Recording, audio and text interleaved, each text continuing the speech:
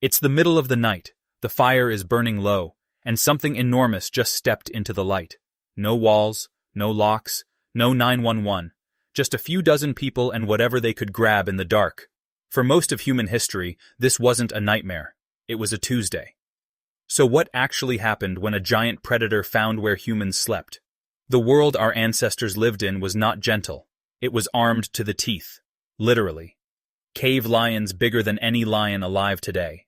Cave bears the size of small cars. Giant hyenas that could crack bone like a snack. Saber-toothed cats with knives for teeth.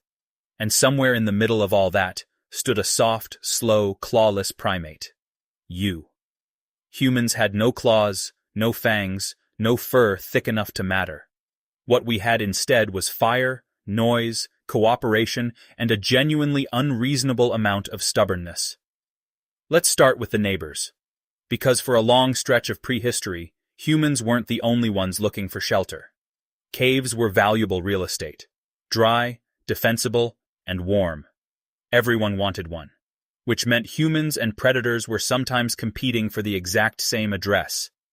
At sites like Zhoukoudian in China, archaeologists found evidence that early humans and giant hyenas used the same cave, just not always at the same time. Layer by layer, the cave floor tells a story. Human tools here. Animal den debris there. Back and forth for thousands of years. It wasn't one dramatic battle. It was a very long, very tense game of musical chairs. Denisova Cave in Siberia shows the same pattern. Hominins, cave bears, and hyenas occupying the space in shifting turns across tens of thousands of years. Sometimes the humans won the argument. Sometimes they didn't show up again for centuries. So the honest answer to what did they do starts with something less heroic than you'd expect. A lot of the time, they simply left. The oldest and most reliable defense humans ever had was walking away. But leaving wasn't always possible. Not with children, injured members, stored food, or nowhere else nearby to go. So when retreat wasn't an option, humans had exactly one real weapon that no predator on Earth could match. Cooperation. A single human against a cave lion is not a fair fight. 20 humans screaming and throwing rocks together absolutely is. Predators are opportunists. They calculate risk versus reward, just like anything else. A lone, injured animal looks like an easy meal. A wall of shouting, torch-waving humans looks like a very bad idea. So the first and most universal human defense wasn't a weapon at all. It was noise. Shouting, banging sticks, clapping, stomping. A sudden wall of sound most animals have no evolved response to. It didn't guarantee safety. But it bought something priceless. A few extra seconds to think. And then there was fire, which changes literally everything about this equation. Most predators, cave lions included, show a strong instinctive aversion to open flame. Not because animals understand fire intellectually, because bright, flickering, unpredictable light reads as danger to almost every nervous system on the planet. Evidence of controlled fire use goes back roughly 1 million years, to sites like Wonderwerk Cave in South Africa. Once fire became reliable, it wasn't just for cooking and warmth. It was a wall you could carry. A ring of fire around a camp didn't need to be impenetrable. It just needed to make the predator hesitate. And hesitation, in a world without hospitals, was often the entire difference between a story and a tragedy. Torches took this mobile. A burning branch turned any human into a walking deterrent. Waved toward an approaching animal, fire didn't need to injure it. It just needed to look worse than the alternative. But fire and noise only worked if the group actually organized itself. And that meant roles. Someone tended the flames. Someone watched the dark. Someone kept the children and elders toward the center. This wasn't a modern military drill. It was almost certainly instinct plus repetition, passed down the same way everything else was.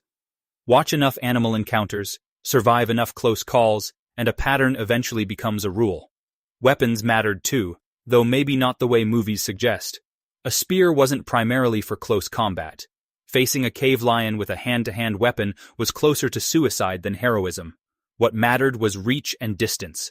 A long spear held low and angled could make charging genuinely painful for an attacker. Thrown weapons mattered even more. Sharpened wooden spears, and later stone-tipped ones, gave humans range a claw could never match. Archaeological finds like the Schöningen spears in Germany, roughly 300,000 years old, show just how early this technology existed. These weren't only for hunting deer. The same tools that brought down prey could absolutely be turned the other way. Group formation mattered as much as any weapon. Predators target the isolated, the slow, the ones separated from the group. So humans learned, likely the hard way, to never let anyone become that isolated figure. Sleeping arrangements weren't random either. The most vulnerable people slept toward the center, protected on every side. Fires were staggered so darkness never surrounded the camp completely. Someone was almost always awake. This is where those overlapping sleep patterns we know from studies of modern hunter-gatherers likely mattered most. Different people naturally drift toward different sleep and wake times. In a threatened camp, that wasn't a quirk. It was a built-in watch rotation. Not a scheduled shift, just biology. Quietly doing security work nobody had to organize. And sometimes, despite everything, the predator won. We know this because the bones tell us. Human and hominin remains have been found bearing carnivore tooth marks. Some clearly show scavenging after death. Others are far harder to interpret with certainty. The Taung Child, an early hominin fossil from South Africa, shows damage consistent with predation by a large bird of prey, not a mammal. A reminder that danger came from everywhere, not just teeth on the ground. These weren't isolated incidents. They were the background noise of an entire species' childhood. But here's the important part. For every set of bones marked by a predator, there are countless more that made it to old age. The system worked, imperfectly, most of the time. That's the entire story of prehistoric survival in one sentence. Sometimes humans didn't just defend, they pushed back, deliberately. Cave bear remains have been found in some European sites with cut marks suggesting humans occasionally hunted them, likely during hibernation, when the animal was at its most vulnerable. Taking down an animal that size while it slept wasn't about honor. It was about timing an enormous risk down to the smallest possible window. Some researchers have even proposed a cave bear cult. Ritual treatment of bear skulls and bones found stacked in certain European caves. The evidence is debated, and much of it may be natural cave processes rather than ritual. But the fascination with these animals is undeniable. Whether feared, hunted, or quietly worshipped, giant predators were never just background scenery. They were characters in the story. And that shows up in the oldest art humans ever made.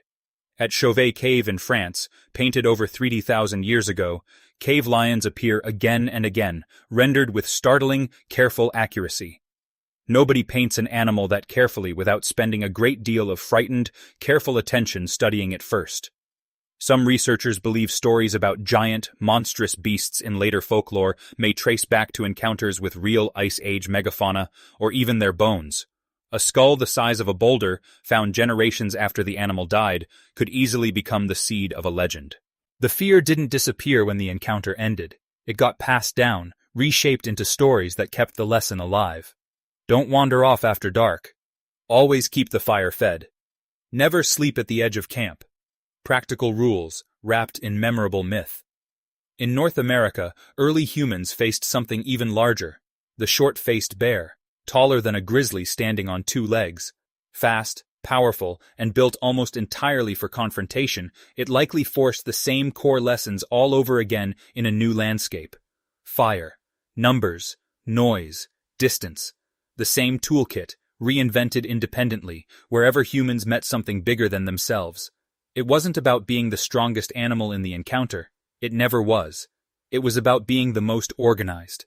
Every giant predator that ever found a human camp was, in a very real sense, meeting an entire species' accumulated memory at once. So the next time you hear a strange noise outside at night and reach for a light switch without thinking twice, remember, that instinct is a lot older than the switch. It's the same one that once stood a whole species between the dark and a very large set of teeth.